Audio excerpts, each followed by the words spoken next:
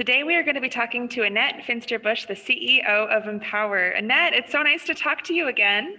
It's great to see you, Miranda. Yeah, good to see you too. Well, a lot has changed since the last time that we talked, so I am looking forward to talking about what EnPower does and letting our listeners know what's going on there, as well as personally just to figure out what you've been up to. So I'd love to just start out with kind of the overview of what EnPower does. Yes, so EnPower is a lithium-ion battery company.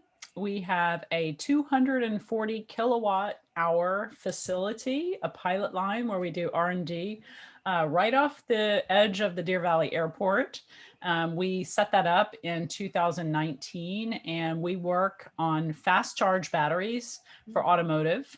There are other applications as well, but automotive is the one everybody knows. And we work with very large German automakers and a few others, Italian. And we're just about 25 or so people now, which is phenomenal. We grew 75% during COVID. So pretty great things that were happening. So really proud of the company and the team. Wow. I mean, that's really interesting that you've seen growth. I mean, that's one of the few things that not many companies can say, is that during the time of when it's come up, you guys have actually accelerated. And I'd love to kind of know how that was possible. Yeah, I mean, as you know, we were located at Galvanize, and what we use the Galvanize facility for the last couple of years is when we have our interns. And last year, of course, COVID hit. We had just hired these folks and it was like, okay, well, are we going to go remote? We didn't. We brought them to Phoenix, put them in an Airbnb in their own little pod. And we worked the whole summer.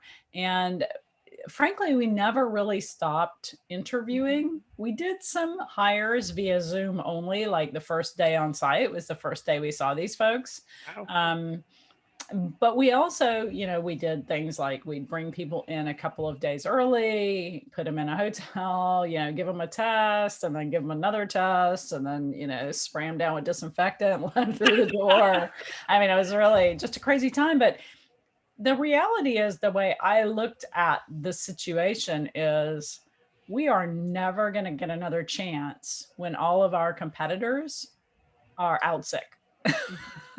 It's true. And it gave us an opportunity to just like run at the wall as fast and as hard as we could. So, I mean, you've expanded, you've got such a unique concept. I mean, I don't know many people who, when they're thinking a company to be a part of or to create, start going, is batteries. I mean, when I think of a battery, I think of, one that goes in my phone, or that goes into my light on my flashlight. And that's kind of the extent of my thought on that. And I mean, I think that's probably true for many people. How is this different? Yeah. So, to be clear, I'm not the founder. There were 3 founders. They all graduated from Rice University together in material science in 2014. And they founded the company. And about a year later, Rice called me and asked me, I had invested in many companies coming out of Rice.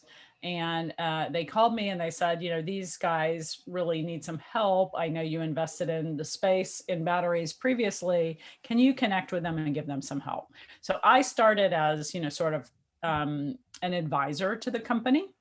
And did that from 2015, 16 up until 18, when I joined the company as an operator.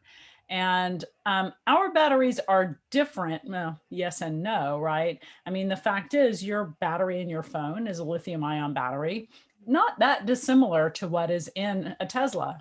It's only the size, which is different, right? And in the Tesla, there are 7,240 of them. Wow. Versus in your phone is this little 4 amp hour pouch cell. So we build those 4 to 7 amp hour pouch cells, and we'll ultimately scale them up to where they can be put into a vehicle. So, but the materials are the same and all the principles are the same. So yeah, it's very similar technology. So they called you, you came in, you've got experience in this field. I mean, how did you get experience in this field, and what led you to join EnPower? Like, what was the Yeah. moment that you were like, yes, this is it? Well, yeah, nobody ever is born to say, "Oh, I want to be at a battery company," because it's hard. It's Yeah. deep tech and it's hard tech. The fact is, I had been an investor in this space. Was a venture capital investor for many, many years and a Kauffman Fellow. And I had invested in a company called Acticell, which did a novel cathode material for batteries. And I had also invested in a company called Infinite Power Solutions, which was acquired by Apple. I think Acticell was acquired by Valence. So unlike most investors, I was one of the few that actually had all my companies acquired and had made money in the space. But the way we made money in the space was that we didn't pour money in before the technology was vetted. And so I really did feel that I understood how to build this up. And when I came in, uh, there was still problems in the industry because people believed that the electric vehicle industry was going to rapidly grow really fast. And Tesla is 18 years old, right? I mean, people don't think about that, but it's taken 18 years for you to see a Tesla on every corner. And so it's very slow growth. And when I joined, it still wasn't clear that, Tesla wasn't going to be the only guy on the block. Of course, today, battery companies are the golden haired children, and over $3 billion has gone in 2021 already for investment. And so, we're at the right time. And I think being an entrepreneur, timing is something you can't talk enough about, because nobody should invest or innovate because of timing, but timing has to be part of the equation to be successful. Mm-hmm. So when I joined the company, it was more or less because I appreciated the technology, but fortunately for me, the market has really blown up, and now we're right at the precipice of something extraordinary. Yeah, and to be honest, it's starting to stress me out because I was thinking about buying a new car, and I'm seriously questioning myself of, if I buy a new car, if I buy a new 2021 car and it's not electric, battery powered, am I shooting myself in the foot? Is this going to still be relevant in 10 years? Because I plan on driving my next car for a long time. And I am hesitating. I am not pulling trigger for that exact reason. Well, that's really interesting that you bring that up. And what you just said makes you sort of the poster child for American car buyers. Yeah, the company called, Castrol, the oil people, they did a survey about a year and a half ago, published, and they said of all the people that they polled nationwide who were trying to buy a new car, 2 out of 3 of them said, I would like to buy an electric vehicle, but until owning an electric vehicle looks more like what I'm used to, meaning I can charge, in 15 minutes and I can drive, a gas tank full of miles, I'm too nervous. So what our objective is as a company is a 15-minute charge, which right now the charge is a minimum of 45 minutes. Wow. So 15-minute charge and a 300-mile range, right? Because the fact is, if you can charge fast, you don't need more than 300 miles. We don't get more than 300 miles in our current gas tank. So really that looks like an ICE engine. And 40% of Americans, this is actually a really interesting one, 40% of Americans have no access to overnight charging. So they live in high density housing, right? They live in apartment buildings and high rises, and they don't have the ability to install a charger. So what they really need is to, pull into the Whole Foods parking lot, charge it up, grab their chicken and veggies, and come out and go home and be fine, right? Yep. So that's really what people are looking for. And I think that's what EnPower batteries are focused on doing. Yeah, I mean, I'm literally sitting here. I just bought a new home. It was fully equipped with solar systems. And I'm sitting here thinking that by not getting an electric car as my next car, I'm making a mistake. Yeah, well, we all need to, we all do need to drive electric. I mean, Well, it for the is, environment, for, right, financially, it makes sense. right. It makes, the reducing your footprint, anything that you can do that. And I mean, on not to be, too much of wanting to be trendy, but it seems like that's the thing that The you're cool doing. thing to do. An early adapter. I don't want to be late to the game. Right, right. No, I totally agree. I mean, look, so, and by the way, the fourth thing you said that makes you the traditional car buyer in the US is that you're going to keep your car for 10 years. Mhm. The average American, or the average length of ownership for a vehicle for an American is 11.8 years. So we got to keep them a long time. But the Mhm. question is really what happens to those batteries when they're spent, right? When Mhm. you're ready to go and buy yourself a new car. Um, and one of the things that we're really thinking about, right, is recycling batteries. Mhm. And it's not necessarily economic right now to pull them apart and take all the materials, and Mhm. there are a lot of people working on that, and we're really supportive of that. But there are other applications, like stationary storage. Right now you have solar systems, so are you going to put a power wall in your house, right, where if the power goes out, I mean, Phoenix is really in jeopardy, right, as things continue to heat up, as climate change continues. They talk about 2035. Phoenix might not be a very easy place to keep power on, right? So Mhm. having the ability to use your charged batteries to power your house in power outages would be helpful. Certainly in California, we have rolling blackouts or brownouts or whatever they call them, no power time. Mhm. So it's really important for us there. So stationary storage, right? We can use the batteries that come out of vehicles in stationary storage. Other applications are things like material handling, like forklifts and industrial type applications where they don't need brand new batteries. So Mhm. there are second uses for them. So the good news is that if you buy yourself an electric car and then you want to buy another one sometime down the road, you don't have to worry about trashing the environment with used batteries. Yeah, I mean, I continue to feel like I am just a generic person because as you're saying this, I'm like, yes, because I live in Phoenix and there are above ground power poles. And when there are big storms, power outages Right. constantly, to where I was even, That's right. when I bought my new home, I was considering, do I need to look at a generator system because I'm sick of, Right. storms causing blackouts and having to throw everything out that was in my fridge. Totally. Yeah, no, totally agree. And it's just going to get worse as, the environment heats up.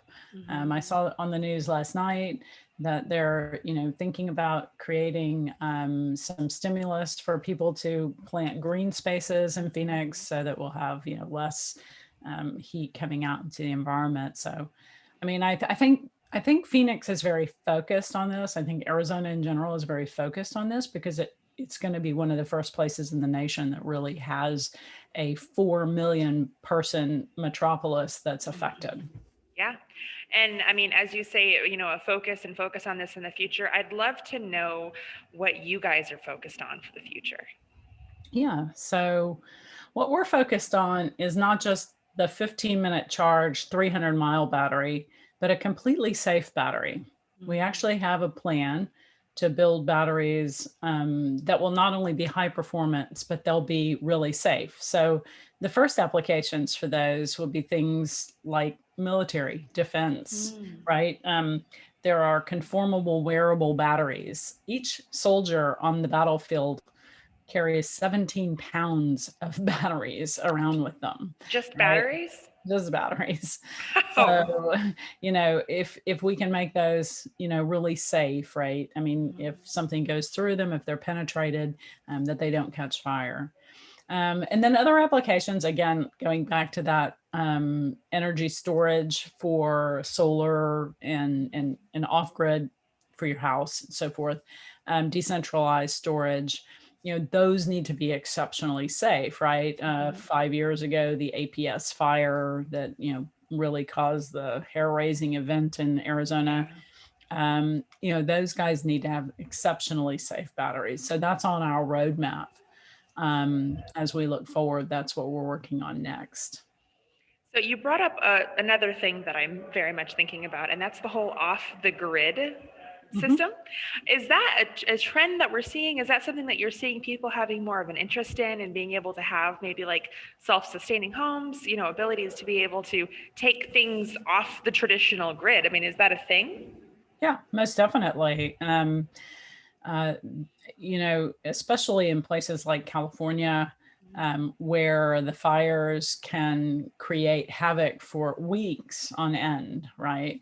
Um, yeah, I mean, I think there are a number of communities around the country that are really building up master plan communities based on decentralized power. And, there are actually a couple that are very specifically going to have bike only, right? That within the community can be bike only. So ultimately, we need to connect these dots, right? Because we Yeah. all breathe the same air and it's global. And we all actually depend upon the temperatures of the ocean waters in order to manage the climate. So we need those greenhouse gases to dissipate in order to stop warming the oceans, because the oceans ultimately define our climate. So, I mean, this makes me really think about a story that I had heard recently about floppy disks and how floppy Okay. disks were, a huge thing. Systems, computers, always having floppy disks, and that's what they would use to, run the commands, the codes, and all these things for the technology. And then, of course, we evolved, and over time, they became less and less important. But, U.S.-based technology, we, evolved, but a lot of these things are still being used, 20 years later. Some places are still using floppy disks to run devices. Do you think that there's going to be a similar path with battery evolution? Yeah, I mean, I guess the existing technology would be an internal combustion engine. Um, and a couple of years ago, I visited Cuba, and of course, I saw vehicles, on the roads from the 50s and 40s and 60s, and it's beautiful and it's super fun to look at. And it's all Detroit muscle, so it's really cool Mhm. stuff.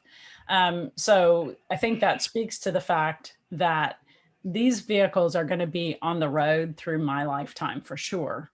Maybe not that of my grandchildren, though, right? And we got to take the first step forward. Mhm. So while yes, those technologies they're going to exist. Mhm. And by the way, batteries are going to be around for many, many years, Mhm. probably the next 5, 6 decades. But people are working on hydrogen as well, right? Mhm. Safe hydrogen. Besides Nikola, there are others that are working on hydrogen. And actually here in the Bay Area, I happen to be visiting the Bay Area for travel right now for work. Um, there are natural gas vehicles on the road. So there are all kinds of experimental technologies being evaluated for the vehicular market, for the automotive market. And they'll all be around for quite a long time. There won't be one winner. It's too big a market. Yeah, I mean, it's like you said, the natural gas. I mean, I remember the first time I saw a natural gas car. It was back in California, Right. and it was so they was driving around with my friend, and she pulled up to what she said she was going to the gas station. I didn't think twice of it, and it was this huge facility, and Right. I was like, "This is a gas station?" She's like, "This is a natural gas station," Right. and Right. it blew my mind that there was. I mean, I knew of electric, and I knew of standard gas Mhm. cars, and that there are so many different ways to operate and evolutions that are happening that people might not even be aware of. Absolutely. So as you see the market and people kind of getting a re-education with these things, how soon do you think, I mean, everyone's, Tesla's on every corners. When do you think that that's going to escalate? When do you think that it's going to be not just Tesla but Ford or all those other cars? Right. Yeah. So um, it's interesting. We have a Slack channel internally where we, throw up whatever we've heard in the industry. Mhm. And the pace of announcements over the last, I would say, 60 to 90 days, it's just crazy. Like Mhm. we're posting them once every 4 or 5 hours now. Wow.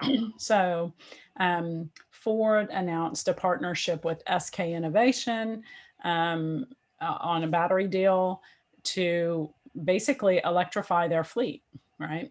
And so they're going to make all their models electric. I think the answer is by 2035. I can't be Wow. 100% sure of that.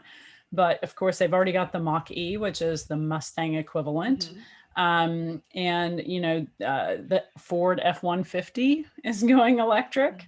And then we have new car manufacturers like Rivian, right? Rivian and Lucid, and there are, you can't imagine, there are so many of them. And what's really interesting about them is they're never going to have an ICE engine, right? They're always going to start with the electric engine. And so those guys are ramping up. And much like the onslaught of cell phones, I lived in Russia at the time in about 1994. And at that time, nobody had a cell phone there. And in fact, some houses didn't even have the dialing kind of phones or touchtone phones. But within a couple of years, everyone had a cell phone, right? We didn't have to go through that evolution, right? So, and that's what's going to happen here. So right now in 2018, 2 out of 3 lithium-ion batteries built in the world were used in the electrification of vehicles, yet only 1% of vehicles sold were electric. And that was just 3 years ago. And this year will be closer to somewhere around 7 or 8% of vehicles sold being electric. So we are really at that tipping point right now. They're still a little bit expensive. They're about 18% more than their ICE engine, comparable. But the cost of ownership is considerably lower. Yeah. And so, so I think you're going to see a real steepening of the adoption curve in the next 2 to 3 years. Yeah. I mean, just from my personal experience now having solar panels on my house, the cost of my electric bill went from what would have been $200 or $300 to like $50 a month. And I think about how I was so hesitant to maybe convert to something like that before, but the home that I wanted to buy was already equipped with it. And now I couldn't believe that I wouldn't have done that sooner and that wasn't something that is more mainstream. And I think that that's probably going to be the same path for electric cars. Agreed. Yeah, agreed. And they're fun to drive. Yeah, they're so quiet. It's a very different experience. They're very fun to drive. Yeah. So one of the things that you'd mentioned is your team. You've got Slack channels. You're always posting, sharing that information. And I will say from the team members of yours that I've met, you find very high performers, people that are hustling. They're there before I get there and they're there after I had left. I would love to know how you source such talented people. Well, I'm not going to lie. Sourcing talent is probably the greatest challenge that we face as a company. It is super difficult to find the caliber of people that we're looking for and those who are like-minded. So culture is really critical to me. We have 4 pillars that we build our base on. And those are mutual trust and respect, integrity and ownership, world-class performance, and collaboration. So we build on top of these. So our commitment to diversity is inherent. It's a natural tendency that we're problem solvers and innovators, but I think this altogether really defines our culture well. So to the public, we really convey who we are through team building activities. Like in July, we're doing a Feed My Starving Children event down in Mesa, where we're packaging foods for distribution all over the world. And the fun part is it's super competitive. And we volunteered as a team back in February at State Farm Stadium, giving vaccinations. We did that in large part because we were able to work through the entire lockdown. Doug Ducey made energy an essential business. So we had the luxury of being able to work, and we increased our standards and our precautions so that we actually did it successfully. And we really wanted to be a part of that solution. So being there was helpful for the whole team to sort of get back together. So internally, we do a lot to vet candidates before we ask them to join our team. Mhm. And we make sure that their sort of view of culture meets the standards of our 4 pillars and in our nature to be problem solvers and diverse and very collaborative. Unfortunately, occasionally we found really great rock stars who don't resonate with that message, and we pass. So it's a must be, both sides. You got to be a rock star and you got to sort of resonate with the message. Yeah, I mean, that sounds like Louise if I've ever heard a description of her. Well, I got to tell you, Louise Hardman, I'm really not sure what life would have been like without her, and I would never want to find out. Aw. She's recently actually been promoted to director of all strategic marketing, and she's really responsible for what you see posted. And so we're just very fortunate to have her. Yeah, very well earned, and the culture shines through. I can see it in any person I've ever met with the team, and I mean, I just kudos to you. It's very hard to hire such a talented group of people, and you've definitely accomplished that. Thank you. Much appreciated. So I would just kind of love to close this out with some advice that you could share with maybe some of our fellow entrepreneurs or business strategists on how they can grow. Yeah. It's interesting. We're in this tunnel. We've been in this tunnel for now 15, 18 months, however long it's been. Feels like it's been forever. The great news is that the light is at the end of the tunnel, right? We are entering the last chapter of this thing. I don't know how long it will last. And it'll probably go out like it came in, kind of slowly and gradually. And so the good news is the light at the end of the tunnel for entrepreneurs is not an oncoming train. It's a real opportunity. But hopefully, entrepreneurs really use this time to step back, evaluate your strategy. We changed. We had an intention to be a licensing company when COVID started. And by the time COVID finished, we planned to break ground on what's going to be about 5 gigawatt hours of production. That's huge. It's an incredible change in strategy, but we had this luxury of time. Mm-hmm. And so the great news is that as an entrepreneur, you always have the luxury of time, but you have to take it, right? You have to take it and step back and be pensive. And I think working through this with your team and getting up, right, to where you can really see what's happening, hear the voice of the customer, and make changes. A lot of entrepreneurs have this vision, and we always tell entrepreneurs, I do too, when I'm mentoring them, put blinders on, go straight at it, hit hard. But when do you think you're hitting your head on the wall so hard it's bleeding, right? You got to be able to say to yourself, okay, plan A is not working and plan B looks like a better option. So there's sort of that opportunity to step back, evaluate what you're doing, listen to your customers. They will tell you where to go. Sounds wrong, but they will tell you where to go, sometimes in a good way, sometimes not. And you can make changes, right? You have the luxury of making changes to affect change as the market moves.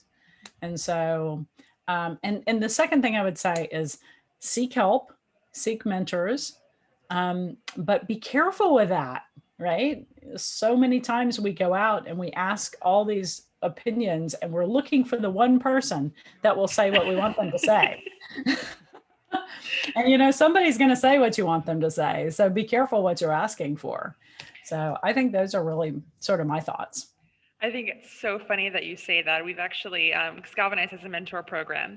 And if someone meets with more than 4 or 5 mentors, I'm like, you 4 mentors should talk and see if they're trying to get you to say like the answer they want to hear. And 9 times out of 10, it's like, yes, they asked me that same question too.